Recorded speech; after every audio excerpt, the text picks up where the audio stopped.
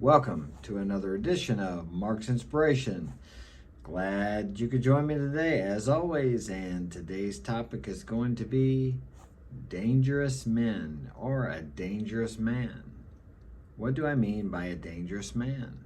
Smash that like button and subscribe.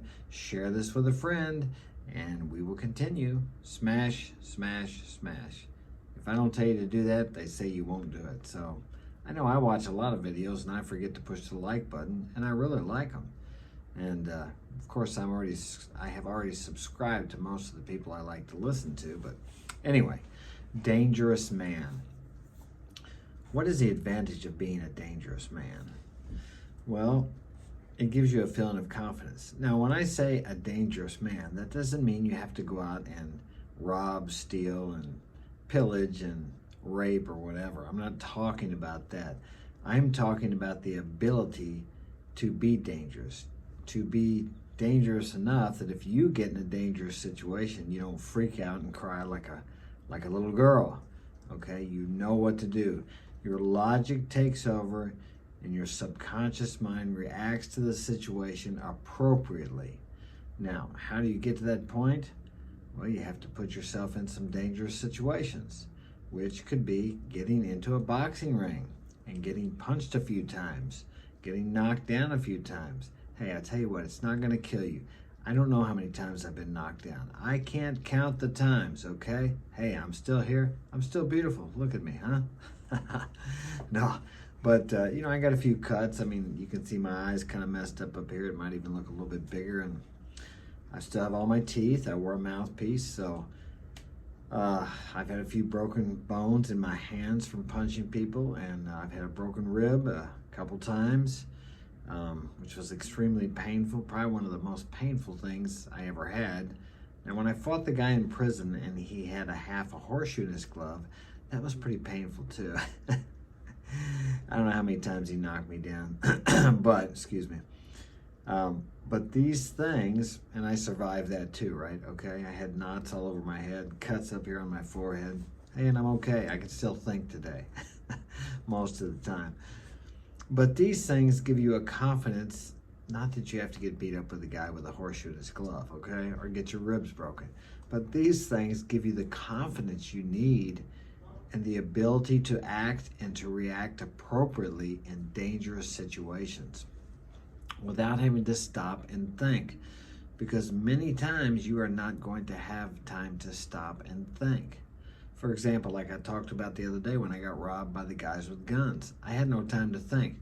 I just reacted. And in that case, I did not react foolishly. I did not become afraid. I didn't do anything stupid. As I said, the guys, their hands were shaking with the guns. They had 4 guys drew down on me with what looked like 9mm. Okay, but I didn't do anything stupid. I didn't give them everything I had, but yet I didn't get myself into more trouble and I didn't get shot, okay? Now, on other occasions, when I was walking down the street and a couple guys came up to me, I ran around the corner. I was running, actually, in this case, and the guy walked up to me as I was running around the corner and shoved his forearm up underneath my chin. Now, in that case, I dropped down real quick and I threw a quick right, a hard right to his ribs, and I'd come back up to throw another right to his face or his chin as he was going down, but I missed with that one, and I could still see him falling down, and he fell on his back, and the other guy backed off and said, tranquilo, tranquilo, which means calm down, calm down. So I walked away from that. Now, in that case, see, I acted immediately without thinking, and that was appropriate for that situation. Every situation is different.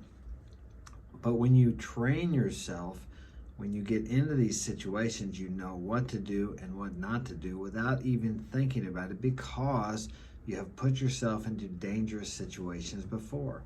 Another example is when I used to run in Latin America. I was living up on the top of a giant volcano, which was 80,000 years old. And it was the actual mouth of a giant volcano with 2 volcanoes setting on the top of it. And there was paths around the mountaintops. And these paths were extremely dangerous. Excuse me, you had to watch where you were going all the time. You couldn't, like when you're on the street running, you can just I can daydream and be in Florida while I'm running in St. Louis, okay? Or be somewhere else in my mind, because you don't have to pay attention. But on these paths, you have to watch every footstep. And that made it exciting, plus it was dangerous. And those things train you it trains your body, your subconscious mind to know what to do when you're in a dangerous situation, because you do it over and over and over again. Repetition.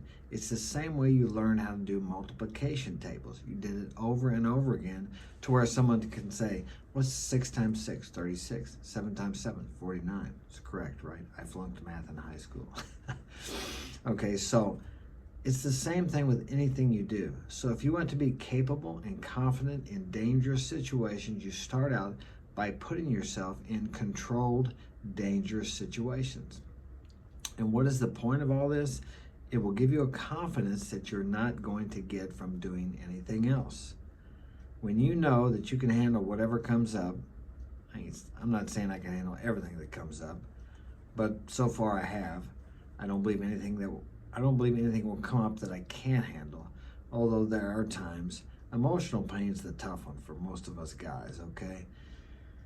That is a real killer, and it puts people in a depression. But during those times when you get knocked down like that, you need to get up and make yourself do something.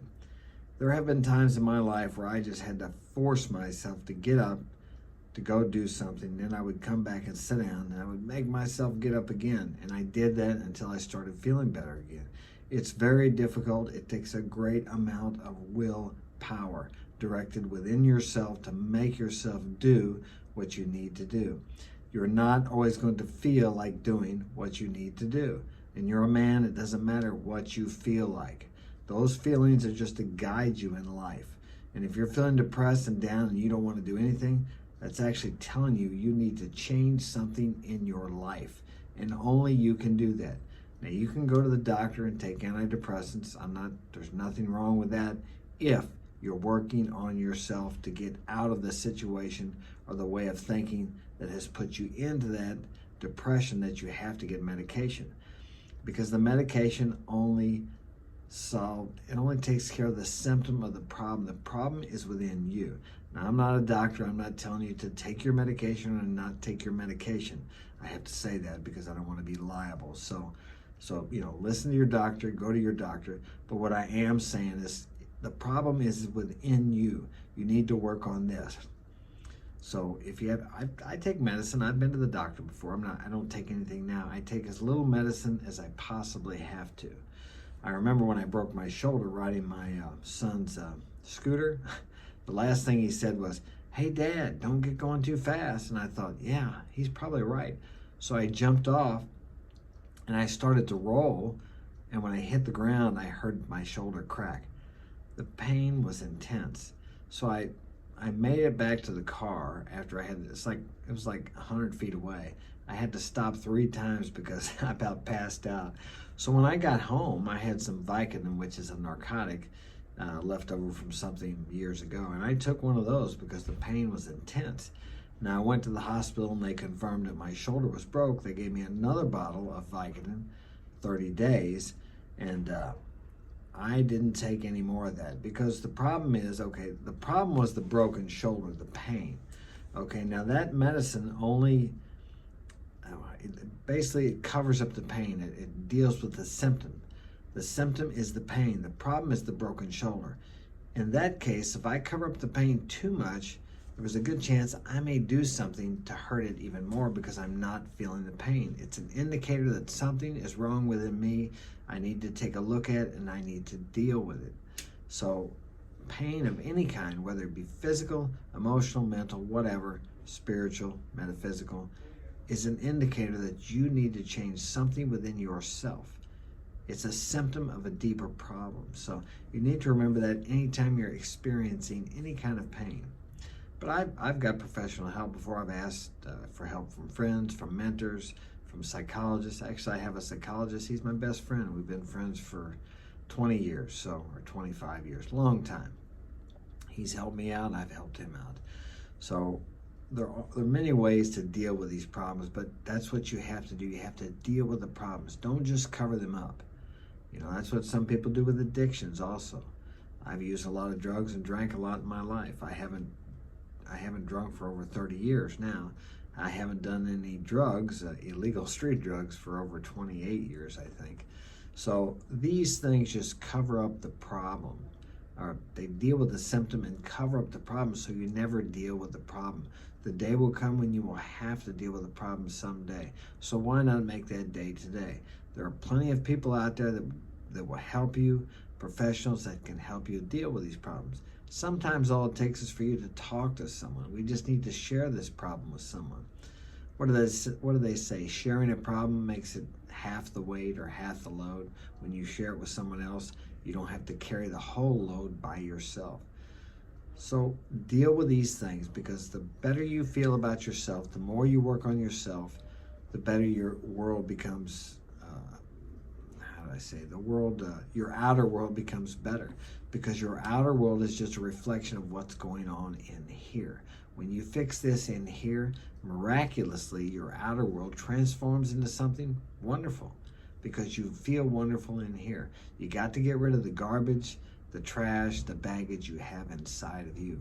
You got to get rid of that. When you get rid of that, it's like a whole new world out there. I'm telling you. I've experienced it. I've seen many people experience it, and I know you can do it. So that's all I have for today. Thanks for joining me. I'm having a problem with my internet, so it's hard for me to upload videos, but I will get this out on Instagram today. And if you're watching on YouTube, smash that like button. Share this with a friend if you think it will help them. That's what I'm here for. I enjoy helping people. I love helping people, because when I help you, it helps me. Everything I tell you, I need to tell myself. It reinforces in me what I already know, that I need to continue to repeat, to remember over and over and over. Like I said, your multiplication tables. And I'm going to stop. I'll just keep going. All right. Have a great day. Thanks for joining me.